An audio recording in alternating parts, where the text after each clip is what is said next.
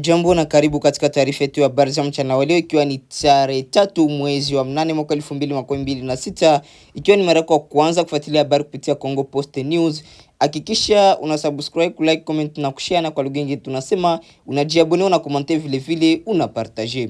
Tunawakaribisha katika taarifa yetu ya habari za mchana wa leo ili tuwajuze nini kinachoendelea huko mashariki mwa Jamhuri ya Kidemokrasia ya Kongo, vile vile pembe zote za dunia. Karibu mpendwa msikilizaji na mtazamaji. Tuende na habari kutoka mashariki mwa Jamhuri ya Kidemokrasia ya Kongo, ambako wale usalama katika maeneo ya Mudaka na Kavumu yaliyoko katika eneo la Kabare mkoani Kivu Kusini inaendelea kuzua wasiwasi mkubwa, huku mapigano yakisababisha mamia wananchi kukimbia makazi yao kwa hofu ya usalama.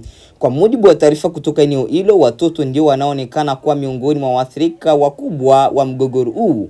Picha zilizorekodiwa zinaonyesha familia zikikimbia kwa haraka, baadhi ya wakazi wakiwa wamebeba watoto wao mikononi, huku wengine wakiongozana nao wakitafuta maeneo salama. Wengi wao wameondoka bila kubeba mali zao kutokana na hofu ya kuendelea kwa mapigano. Mmoja wa wakazi wa eneo hilo amesema kuwa hawana chaguo lingine lisipokuwa kuokoa maisha yao. Amesema kuwa hali ya usalama inaendelea kuzorota siku baada ya siku, jambo ambalo linawalazimu wananchi kuacha makazi yao na kutafuta hifadhi katika maeneo salama yanayoaminika kuwa salama zaidi. Wakazi wanaeleza kuwa kukimbia kwao kumeacha familia nyingi bila makazi, chakula, huduma za afya na elimu kwa watoto.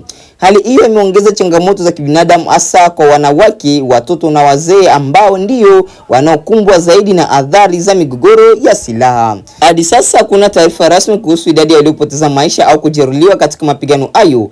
Hata hivyo, mashuhuda wanaeleza kuwa milio ya risasi na hofu ya mashambulizi ndio imewalazimu wananchi kuondoka kwa haraka. Mashirika ya kibinadamu na wadau wa ulinzi wa raia wanaendelea kutoa wito kwa pande zote zinazohusika na mapigano kuheshimu sheria za kimataifa na za kibinadamu ili kulinda maisha ya raia, hasa watoto, na kuruhusu misaada ya kibinadamu kuwafikia wale wanaolazimika kuhama makazi yao. Kwa sasa hali katika maeneo ya Mudaka na Kavumu inaendelea kufuatiliwa kwa karibu, huku wananchi wakisubiri kurejea kwa utulivu itakayowawezesha kurudi katika makazi yao kwa usalama.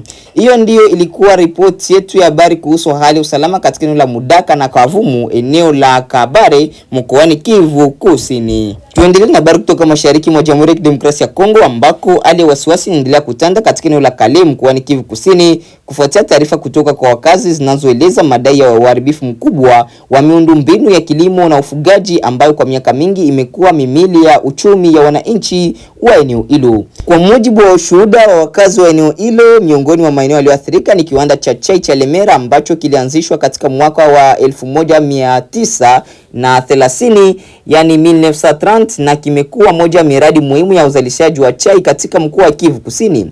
Kiwanda hicho kilikuwa kikizalisha na kusindika chai kwa ajili ya soko ya ndani na ya kimataifa, huku pia likihusisha shughuli za ufugaji wa ng'ombe, mbuzi, nguruwe na kuku, pamoja na usindikaji wa bidhaa zinazotokana na mifugo.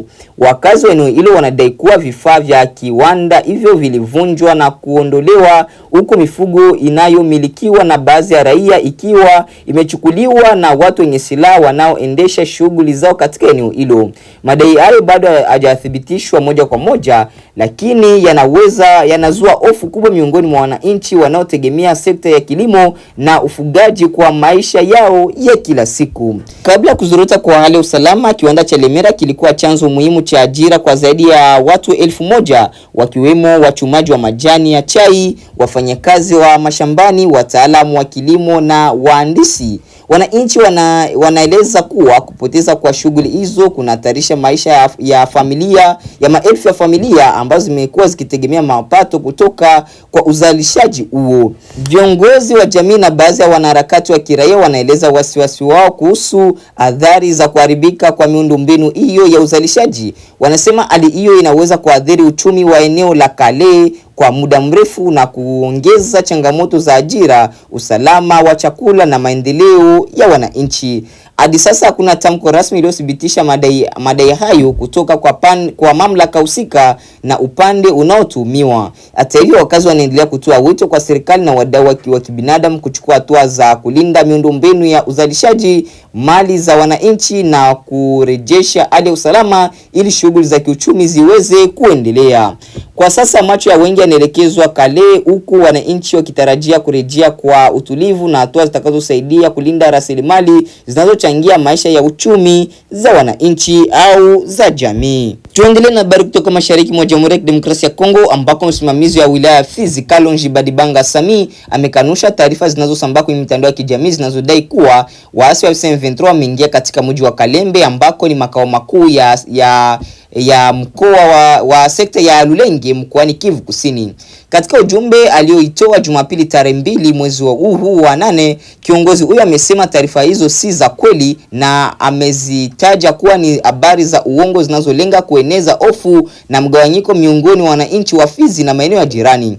Kwa mujibu wa msimamizi huyo wa wilaya, hali ya usalama katika eneo hilo iko chini ya uangalizi wa vikosi vya jeshi la Jamhuri ya Kidemokrasia ya Kongo FARDC kwa kushirikiana na wanamgambo wa kujitolea wanaojulikana kama Wazalendo. Amesema vikosi hivyo vinaendelea kushikilia maeneo hayo na kutekeleza jukumu la kulinda mipaka na usalama wa eneo hilo. Katika tamko lake, Kalonji Badibanga Sami pia ameshtumu M23 kwa kile anachodai kuwa ni matumizi ya mitandao ya kidijitali kusambaza taarifa za upotoshaji kuhusu maendeleo ya hali ya usalama. Alidai kuwa baadhi ya waandishi wa habari wanachangia kusambazwa kwa taarifa hizo. Hata hivyo, madai hayo hayakutolewa pamoja na ushahidi wa wazi na wa kuthibitishwa kwa kujitegemea. Kutokana na hali hiyo, msimamizi wa wilaya amewataka wananchi kuwa makini wanapopokea au kusambaza taarifa zinazohusu hali ya usalama. Amehimiza jamii kutegemea taarifa rasmi kutoka kwa mamlaka husika badala ya uvumi unaoweza kuongeza taharuki. Wakati huo hali ya usalama katika baadhi ya maeneo ya mashariki mwa Jamhuri ya Kidemokrasia ya Kongo inaendelea kuwa ya wasiwasi kutokana na mapigano yanayohusisha makundi yenye silaha, hali inayosababisha taarifa nyingi zinazosambazwa zisizothibitishwa zinasambazwa kwa haraka kupitia mitandao ya kijamii. Wananchi wanaendelea kushauriwa kufuatilia matangazo rasmi ya serikali na vyombo vya habari vinavyozingatia uthibitishaji wa taarifa ili kuepuka kusambaza taarifa ambazo zinaweza kuongeza hofu katika jamii. Hiyo ndio ilikuwa ripoti kuhusu kauli ya msimamizi wa wilaya ya Fizi aliyekanusha taarifa za madai ya uwepo wa waasi wa M23 katika eneo la Kilembe, huku akitoa wito wa tahadhari na matumizi ya taarifa rasmi kuhusu hali ya usalama. Tuendelee na habari kutoka mashariki mwa Jamhuri ya Kidemokrasia ya Kongo, ambako hali ya usalama inaendelea kuzua wasiwasi katika kijiji cha Murimbi kilichopo katika groupement ya Tongo Sheferia Bwito wilayani Ruchuru mkoani Kivu Kaskazini baada ya watu wenye silaha wasiojulikana kuvamia makazi ya wananchi usiku wa kuamkia Jumamosi. Kwa mujibu wa taarifa kutoka vyanzo vya eneo hilo, tukio hilo lilianza majira saa 4 usiku ambako washambuliaji walivamia nyumba kadhaa kwa nguvu kwa kuvunja milango kabla ya kupora mali mbalimbali za wakazi. Miongoni mwa vitu vilivyoibiwa ni fedha taslimu, simu za mikononi, mifugo pamoja na mali nyingine za samani. Katika shambulio hilo, mtoto mmoja mwenye umri wa miaka 13 alijeruhiwa vibaya kwa risasi. Alikimbizwa kwa haraka katika kituo cha afya kwa ajili ya kupewa matibabu, huku taarifa kuhusu hali yake ya kiafya ikiendelea kusubiriwa. Tukio hili limeongeza hofu miongoni mwa wakazi wa Murimbi, hasa kutokana na kwamba limetokea siku moja tu baada ya uvamizi mwingine wa aina hiyo kuripotiwa katika kijiji jirani cha Luya. Wakazi wanasema matukio haya yanaonyesha kuongezeka kwa ukosefu wa usalama katika maeneo hayo. Wananchi pia wameeleza kushangazwa na kuendelea kwa mashambulizi hayo licha kuwepo kwa vituo vya vikosi vya usalama katika maeneo hayo. Wanasema hali hiyo inahitaji hatua za haraka ili kurejesha amani ya wananchi na kulinda maisha pamoja na mali zao. Kutokana na hali hiyo, wakazi wa Murimbi wamezitaka mamlaka husika kuimarisha ulinzi kwa kuongeza idadi ya askari na kufanya doria za mara kwa mara katika vijiji vya Ruchuru vinavyokabiliwa na vitendo vya uhalifu. Wanaamini hatua hizo zitasaidia kuzuia mashambulizi mengine na kuhakikisha wananchi usalama unaohitajika. Kwa sasa kuna taarifa rasmi zilizotolewa kuhusu utambulisho wa washambuliaji au kukamatwa kwa watu waliohusika na tukio hilo. Uchunguzi unaendelea huku wananchi wakisubiri hatua madhubuti kutoka kwa vyombo vya dola ili kukomesha wimbi la uhalifu katika eneo hiyo. Hiyo ndio ilikuwa ripoti kuhusu kuongezeka kwa matukio ya uvamizi na ujambazi wenye silaha katika kijiji cha Murimbi wilayani Ruchuru mkoani Kivu Kaskazini huko mashariki mwa Jamhuri ya Kidemokrasia ya Kongo. Baada ya kusikiliza matangazo yetu kutoka sehemu mbalimbali mashariki mwa Jamhuri ya Kidemokrasia ya Kongo, mpendwa msikilizaji na mtazamaji, acha nikuunge moja kwa moja na habari za kimataifa ili upate kujua nini kinachoendelea kwa pembe zote za dunia. Karibu. Iran imesema imetekeleza mashambulizi ya ndege zisizo na rubani kwenye vituo na kambi za kijeshi za Marekani huko Jordan na Bahrain katika kujibu mashambulizi mengine ya anga ya Marekani yaliyofanywa usiku. Milipuko kadhaa pia imesikika karibu na uwanja wa ndege wa Erbil katika eneo la Kurdistan nchini Iraq ambapo ni nyumbani kwa wanajeshi wa Marekani. Rais wa Marekani Donald Trump alikuwa ametishia kulipiza kisasi dhidi ya Iran na washirika wake wa Houthi nchini Yemen kufuatia mashambulizi dhidi ya meli za mafuta za Saudi Arabia katika bahari ya Shamu. Bei ya mafuta imefika $100 kwa pipa kwa mara ya kwanza tangu Mei, huku kukiwa na wasiwasi kuhusu mzozo unaoendelea. Aidha, Tehran imetishia kushambulia kambi ya jeshi la wanaanga wa Uingereza baada ya kudai kwa mara ya kwanza tangu kuanza tena kwa uhasama kwamba ndege ya kivita ya Marekani iliyotoka Uingereza ilishambulia Iran. Wizara ya Ulinzi ilisema Uingereza iko tayari kujilinda dhidi ya mashambulizi. Je, zipi athari za mapigano haya ya anga kwa pande zote mbili? Na je, mambo yanaweza kutokota na kuwa mabaya zaidi? Sarush Negardari, mwanahabari wa BBC kutoka Iran, ana maelezo zaidi. Kwa Iran ni wazi matokeo yake ni hasara za kijeshi na vifo vya mara kwa mara, ikiwa ni pamoja na raia. Imeharibu miundombinu yake na uchumi ambao tayari umedhoofika na ambao hauwezi kujitosheleza kwa muda mrefu wa vita. Lakini wakati huo huo, kile ambacho Iran inategemea ni kuongezeka kwa bei ya mafuta katika soko la kimataifa pamoja na shinikizo la ndani na la kimataifa kwa Rais Trump kumaliza mzozo huo. Inaonekana kuwa pande zote mbili hazitaki kurudi kwenye vita kamili, lakini pia kila upande unasubiri mwenzake apunguze masharti yake. Iran bado inasisitiza kwamba usafiri kupitia mlango bahari wa Hormuz unaweza kufanyika tu kupitia njia ambazo imeziidhinisha na sio kupitia njia zingine kama vile karibu na Oman. Kwa hivyo inaonekana pande zote mbili zinasubiri upande mwingine ukate tamaa kwa gharama kubwa ya vita wanayoipitia.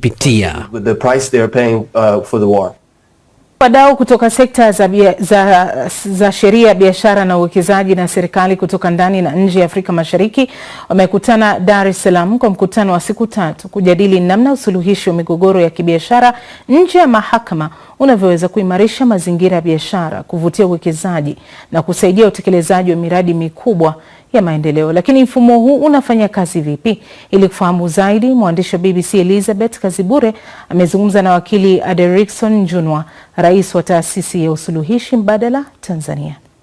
Mikutano kama hii inalenga kuboresha mazingira hasa kwa washiriki au wataalamu wa usuluhishi wa migogoro ya kibiashara ili kuhakikisha kuweka mazingira tayari endapo migogoro inatokea ya kiuwekezaji, kwa sababu tunashuhudia uwekezaji mkubwa sana unaendelea kufanyika katika nchi yetu na maendeleo yanaendelea kuongezeka katika nchi yetu. Kwa hiyo tunaandaa wataalamu wa kushughulikia hiyo migogoro kwa njia mbadala, ambapo sasa tutasaidia kufikia hiyo dira ya maendeleo ya taifa, kwa maana ya kuhakikisha migogoro itakayojitokeza inashughulikiwa kwa haraka, kwa kitaalamu, lakini kwa haki zaidi. Lakini kwa nchi za Afrika Mashariki pamoja na Afrika kwa ujumla, ni pahala sasa pa wataalamu kukutana na kubadilishana uzoefu na hata kufikiria njia za pamoja za kushughulikia masuala makubwa ya uwekezaji wa unaovuka mipaka, cross border investment disputes zinazovuka mipaka, kuona namna ambavyo tunaweza tukaja kwa pamoja, mbinu za pamoja. Tunajadili masuala AfCFTA, namna na frameworks nyingine zinavyofanya kazi katika Afrika, na kubadilishana uzoefu. Wapi kitu gani kimefanikiwa nchini kwenu, kitu gani hakijafanikiwa huku, tunaweza tukakiboresha vipi? Kwa hiyo ni mkutano wa manufaa sana. Unaweza kutueleza ni mbinu gani na zipi zimeonekana kwa kuleta mafanikio zaidi kwa kuangalia kwa uharaka wa usuluhishi, lakini pia muda? Mojawapo ni usuluhishi na upatanishi, mediation na arbitration. Lakini pia na maridhiano ni njia ambazo zinajulikana sana na zinatumiwa sana katika migogoro ya kibiashara, ambako mgogoro unashughulikiwa kwa haraka na unamalizika kwa haraka, lakini wadau wamekuwa wametumia muda mchache pamoja na gharama nafuu katika kushughulikia migogoro kwa njia hizo. Nyingine natumika ni maridhiano tu, mazungumzo, na migogoro inakuwa imemalizika. Kwa wafanyabiashara na wawekezaji wanaotegemea mahakama kutatua migogoro, kwa nini usuluhishi nje ya mahakama ni mbadala mzuri na unatoa faida zipi kwa ukuaji wa biashara na uchumi wao? Suluhu inayopatikana kwa njia mbadala au uamuzi unaopatikana kwa njia mbadala za kimahakama una hadhi sawa na mchakato uliofuatwa hata kimahakama. Kwa maana hiyo hata michakato inayofanyika nje ya mahakama ya mbadala ya kushughulikia matatizo inatambulika kisheria. Lakini cha pili, unatumia muda kidogo tofauti na mahakama, kwa sababu mahakama zetu kwa kawaida zinatumia kanuni ya kilichoingia kwanza ndo kinachotoka kwanza au kinachoshughulikiwa kwanza. Lakini huku kwa njia mbadala, faida iliyoko ni kwamba nyie mnaodaiana mkishamchagua au tukiwasaidia taasisi ya usuluhishi wa migogoro ya kibiashara, tukiwasaidia kuteua mtu wa kushughulikia mgogoro wenu, ndo huyo na yeye ana mgogoro wenu huo. Kwa hiyo kuna uwezekano wa kushughulikia mgogoro haraka, lakini kwa haki, na mkapata suluhu haraka pasipo kutumia muda mrefu wala gharama kubwa, na mkarudi kwenye biashara. Lakini faida ya tatu, huku suluhu huwa inapatikana kwa kanuni ya maridhiano, kwa sababu huwa tunasema hivi, usuluhishi wa migogoro kwa njia mbadala ni mchakato ambao unategemea kutumia makubaliano kushughulikia kutokukubaliana. Kwa maana ya kwamba hamkubaliani ndio maana mna mgogoro. Lakini mchakato wa kuja kufika kwenye kupata suluhu lazima mnakubaliana nyie pande mbili. Kwa hiyo mwisho wa siku huu mchakato unawalazimisha mrudi kwenye mazungumzo, unawalazimisha mwe mnaelewana kwa kila hatua. Kwa hiyo mwisho wa siku mna uwezo wa kutunza mahusiano yenu ya kibiashara. Lakini pia faida ya 4, utekelezaji wa suluhu inayopatikana kwa njia hizi za mbadala au utekelezaji wa uamuzi unaotokana kwa njia hizi za mbadala ni rahisi kuliko utekelezaji wa kimahakama. Kwa nini? Huwa tunasema suluhu inayopatikana huku inawabana pande zote mbili na haikatiwagi rufaa. Kwa hiyo hakuna tena mlolongo. Lakini pia hiyo inatokana na ukweli kwamba hata kabla hamjaenda kwenye mchakato mnakuwa mmekubaliana na kujiapiza kwamba kitakachofikiwa ndicho kitakuwa hicho. Unawalazimisha mwe mnaelewana kwa kila hatua. Kwa hiyo mwisho wa siku mna uwezo wa kutunza mahusiano yenu ya kibiashara. Lakini pia faida ya 4, utekelezaji wa suluhu inayopatikana kwa njia hizi za mbadala au utekelezaji wa uamuzi unaotokana kwa njia hizi za mbadala ni rahisi kuliko utekelezaji wa kimahakama. Kwa nini? Huwa tunasema suluhu inayopatikana huku inawabana pande zote mbili na haikatiwagi rufaa. Kwa hiyo hakuna tena mlolongo. Lakini pia hiyo inatokana na ukweli kwamba hata kabla hamjaenda kwenye mchakato mnakuwa mmekubaliana na kujiapiza kwamba kitakachofikiwa ndicho kitakuwa hicho. Nani hapo ndipo tunapohitimisha matangazo yetu ya habari za mchana wa leo. Mpendwa msikilizaji na mtazamaji, basi tukutane katika taarifa yetu ya habari za jioni. Asante, chao.